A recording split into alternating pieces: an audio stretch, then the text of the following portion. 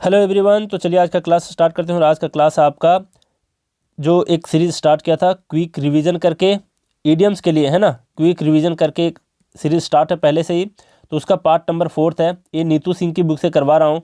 और जो कॉन्सेप्ट के थ्रू होता है वो मैं एसपी बख्शी के सीरीज़ में ऑलरेडी करवा चुका हूँ। तो आप जा करके उस प्लेलिस्ट को भी चेक करना। अगर आपको अच्छे ढंग से सीखने हैं ईडियम्स को तो आप एसपी बख्शी से ज़रूर करना। अब बात करते हैं त्रिगीतम 4am क्लब। एक ग्रुप है टेलीग्राम पर, आप त्रिगीतम सर्च करते हो, ये ग्रुप आपको मिल जाता है। वहाँ पर ऐड होने से आपको फ़ायदा ये मिलेगा कि आप आसानी से वहाँ पर प्रीवियस ईयर के क्वेश्चंस को प्रैक्टिस कर सकेंगे क्विज़ फॉर्म में। अब ज़रा देखिए, पर्सनल गाइडेंस जिसको भी चाहिए वो आप मुझे व्हाट्सएप पे मैसेज करेंगे, और बिल्कुल कॉल नहीं करना है जब तक मैं आपको बोलूँ नहीं। और यहाँ पर हाय हेलो करके चुपचाप नहीं रहना, वहाँ बोलो कि सर मुझे पर्सनल गाइडेंस के बारे में जानकारी चाहिए, तो मैं आपको वहाँ पर बताऊँगा।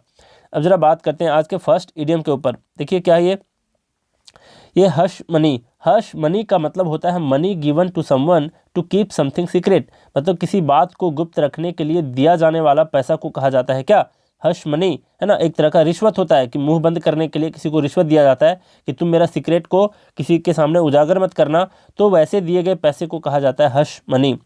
नेक्स्ट आपका इन अ नट शेल। इन अ नट शेल का मतलब होता है इन वेरी ब्रीफ फॉर्म, मतलब संक्षेप में। मान लिया जाए कोई व्यक्ति किसी चीज़ का बहुत ज़्यादा विवरण दे रहा है, उसको काफ़ी एक्सप्लेन कर रहा है, और लास्ट में उसको कहे कि इन अ नट शेल मैं कहना ये चाहता हूँ कि, है ना। तो लास्ट में इन अ नट शेल जो आपको सुनने को मिलता है उसका मतलब होता है संक्षेप में। नेक्स्ट आपका इन ब्लैक एंड वाइट। देखिए इसका जो ऑप्शन मिलता है देखने को एग्जाम्स में वो आपको कंफ्यूज कर सकता है, तो कंफ्यूज मत होना।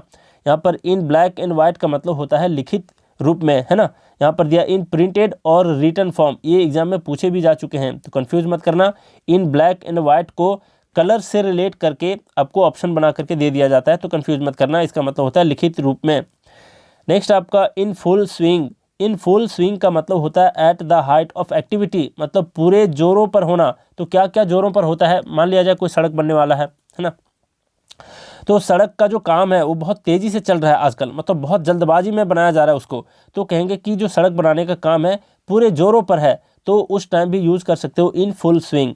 दूसरे सेंस में कब यूज़ कर सकते हैं इसको, मान लिया जाए आजकल कोरोना वायरस चला है और इस वक्त सबसे ज़्यादा बिक्री आपको देखने को अगर मिलता है तो मास्क की बिक्री, है ना। तो आप कह सकते हो कि मास्क की बिक्री जो है, इसकी जो सेलिंग है वो इन अ फुल स्विंग है, मतलब पूरे जोरों पर है इसकी बिक्री।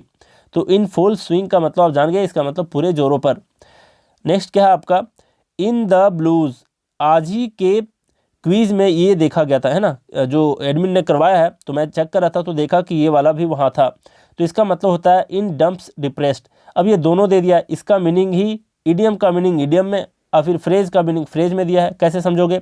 तो दोनों का मतलब होता है डंप डिप्रेस्ड भी मिल जाए और फिर इन द ब्लूज मिल जाए, समझ जाना कि दोनों का मीनिंग होता है दुख में होना, संताप में होना। मेरी तबीयत अभी भी अच्छी नहीं हुई है और उसी की वजह से मेरा जो साउंड है वो आपको मिल रहा होगा थोड़ा सा डिफरेंट, है ना। तो मैनेज करना आप लोग, और बहुत ज़्यादा एनर्जी नहीं है कि मैं लॉन्ग वीडियो ला सकूं आप लोगों के लिए।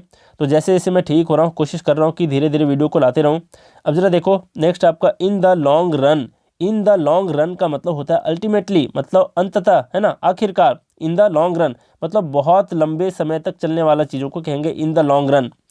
नेक्स्ट है in the nick of time. In the nick of time का मतलब होता है at the last possible moment, मतलब ठीक समय पर, इसको कहते हैं in the nick of time, है ना। जैसे क्या कहते हैं, लोहा गर्म है तो हथौड़ा चला दो, मतलब वो जो गर्म होने वाला सिचुएशन है वो क्या है, एकदम ठीक समय पर हथौड़ा चला देना। तो उसी वैसे ही सिचुएशन को कहा जाता है in the nick of time, है ना, ठीक समय पर, मतलब जब आपको जो करना चाहिए था तभी कर रहे हो।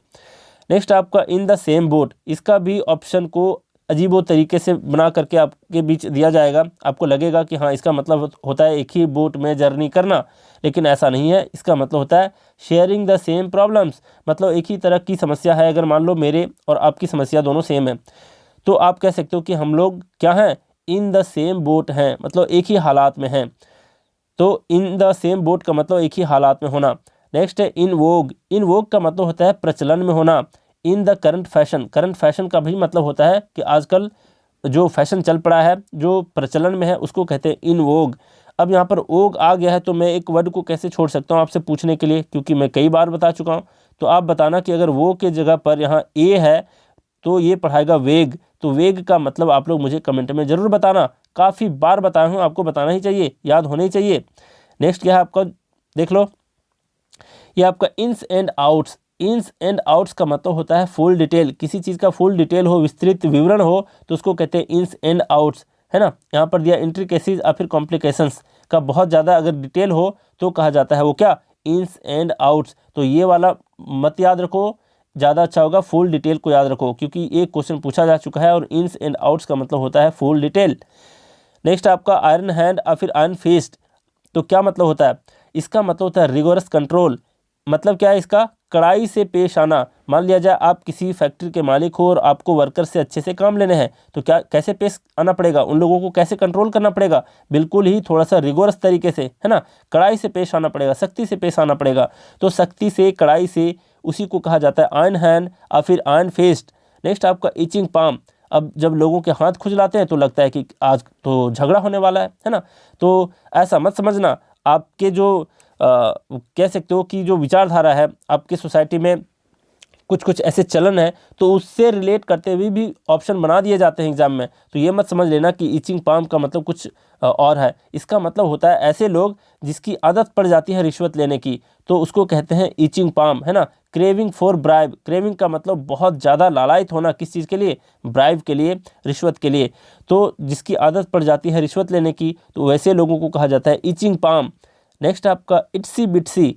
इट्सी बिट्सी का मतलब होता है वेरी स्मॉल और टाइनी, मतलब अत्यंत छोटा चीज़ को कहा जाता है इट्सी बिट्सी। नेक्स्ट आपका jack of all trades and master of none. बहुत ज़्यादा फेमस है ये और बहुत लोग यूज भी करते हैं। तो इसका मतलब होता है ऐसा व्यक्ति, a person who knows many different kinds of work but is a master of none. मतलब सारे क्षेत्रों में थोड़ा थोड़ा क्या है, उनका ज्ञान है, लेकिन किसी एक चीज़ पर उनका मास्टर नहीं है वो, है ना। तो वैसे व्यक्ति को कहा जाता है कि he is a jack of all trades and master of none. लेकिन मैं आपको एक चीज़ बताना चाहता हूँ, जैसे देखो, जब स्टार्टिंग में लोग तैयारी करने आते हैं ना, मैथ्स पढ़ते हैं और क्या पढ़ते हैं, जीएस पढ़ते हैं और रीजनिंग पढ़ते हैं और इंग्लिश पढ़ते हैं। तो अगर पहली बार में कोई बंदा देता है, टेस्ट सीरीज़ को लगाता है, तो थोड़ा सा क्या होता है कि 100 मार्क्स में ऑलमोस्ट 50 आ जाते हैं या फिर 60 आ जाते हैं। तो उसको लगने लगता है कि यार मैं तो बहुत कुछ जानता हूँ बिना तैयारी का, है ना। लेकिन ये उनका भ्रम होता है। और वैसे भी अगर 50 मार्क्स ला रहे हैं तो ये शो कर रहा है कि सारे सब्जेक्ट्स के ऊपर थोड़ा थोड़ा नॉलेज है उनका, लेकिन किसी पर्टिकुलर सब्जेक्ट में वो मास्टर नहीं है। लेकिन अगर सीजीएल जैसे एग्ज़ाम को अगर क्रैक करना है तो किसी भी सब्जेक्ट को नज़रअंदाज मत करना, खास करके मैथ्स और इंग्लिश को। लेकिन हाँ, ये दोनों सब्जेक्ट के ऊपर कम भी ध्यान देते हो, जीएस और रीजनिंग के ऊपर। सीजीएल की बात कर रहा हूँ, दूसरे एग्जाम की नहीं। तो सीजीएल में सिर्फ मैथ्स के ऊपर अगर आप मास्टर हो, इंग्लिश का बिल्कुल मास्टर हो, तो मैं गारंटी से कह सकता हूँ कि सीजीएल निकालना बहुत आसान हो जाता है। और विश्वास करो, बहुत सारे ऐसे टीचर्स हैं अभी मार्केट में जिन्होंने सिर्फ मैथ्स के बलबूते ही निकाल लिया है ना। कई सारे लोग ऐसे हैं कि 200 में 192 195 ला करके भी क्या करते हैं, सीजीएल को निकाल लेते हैं, अगर मैथ्स हल्का फुल्का भी ठीक रहे तो। और जिनका पूरा ही डल है तो वो अलग की बात है।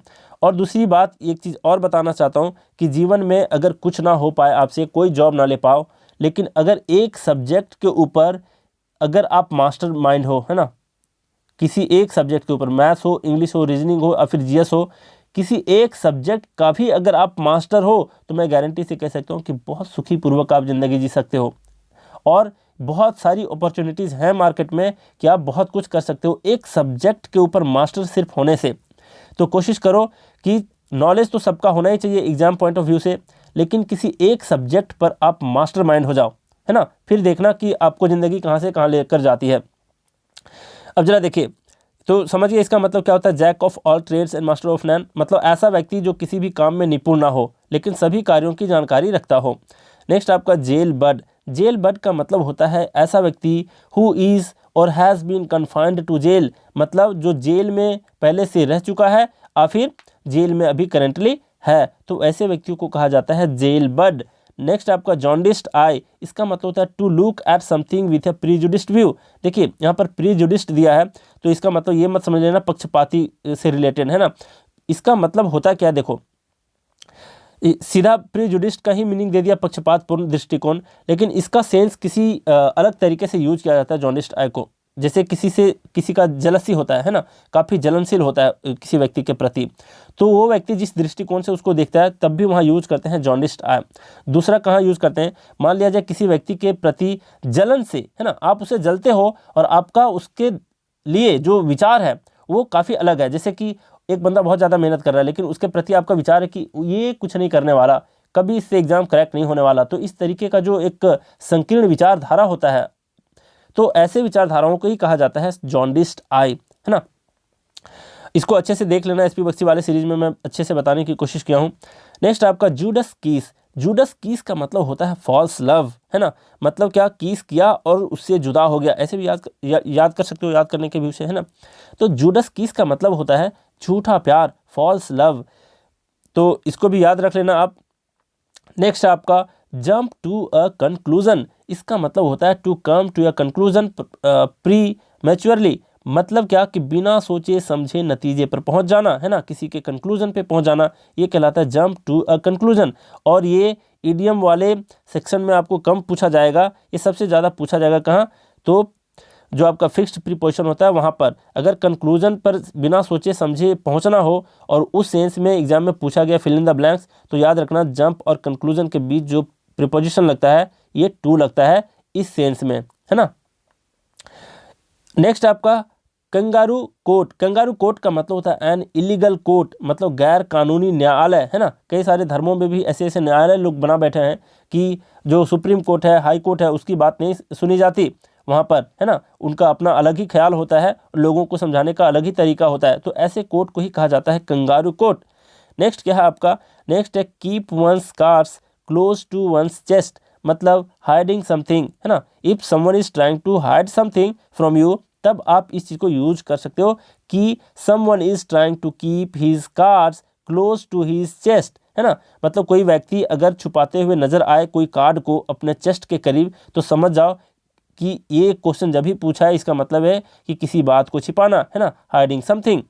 नेक्स्ट आपका कीप वंस फिंगर्स क्रॉसेस। यहाँ पर देखो, यहाँ ये वाला कब यूज किया जाता है, मान लिया जाए मैच हो रहा है और आपकी टीम का कोई एक ऐसा मेंबर है जो वहाँ पर बैटिंग कर रहा है और 2 बॉल बचे हैं और वो खुद भी बॉलर है और उसको मारने हैं 6 रन, तो वो जो हालात होती है ना, वो जो इंतज़ार करते हैं ना लोग, मतलब अपने फिंगर को क्रॉस करते हुए जो इंतजार करते हैं शिद्दत के साथ की, और भगवान से दुआ करते हैं, कामना करते हैं भगवान किसी तरीके से एक छक्का तो मार ही दे कम से कम, है ना। तो ये वाला जो मोमेंट होता है ना, एक्साइटमेंट वाला, तो वैसे ही सिचुएशन को कहा जाता है कि कीप वंस फिंगर्स क्रॉस्ड, है ना।